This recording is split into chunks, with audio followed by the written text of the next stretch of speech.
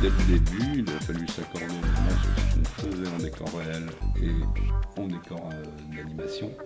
On a pris en fait le parti de construire beaucoup d'éléments de décor réel.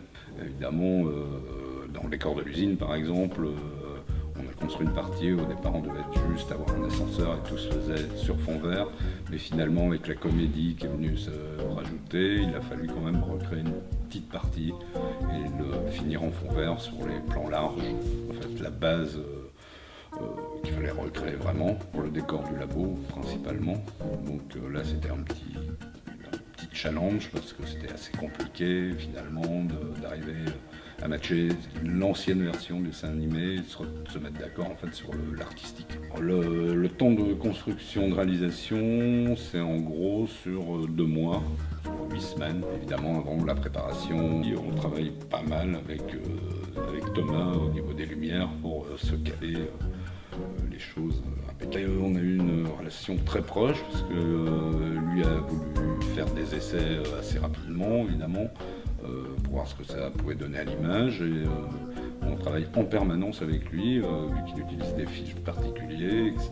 Donc on est tout le temps en train de se poser des questions et de se donner des réponses ensemble.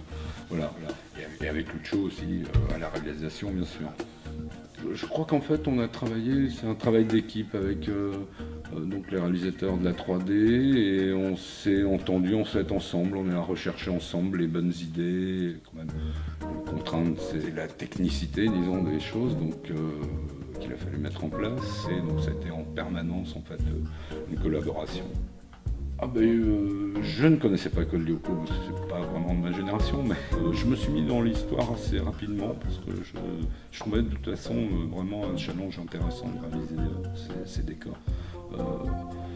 Ça valait vraiment le coup de se pencher, c'est vraiment original, c'est pas souvent qu'on a l'occasion de faire des décors de science-fiction qu'on fait peu en France en fait, donc ça vaut le coup. Et chaque travail est différent, donc en fait l'expérience ça compte pour la mise en place générale des choses. C'est un produit particulier, donc en fait mon expérience est juste dans la gestion des équipes et tout ça, mais là il a fallu vraiment s'adapter. Moi j'avais jamais travaillé vraiment avec la 3D aussi poussée finalement.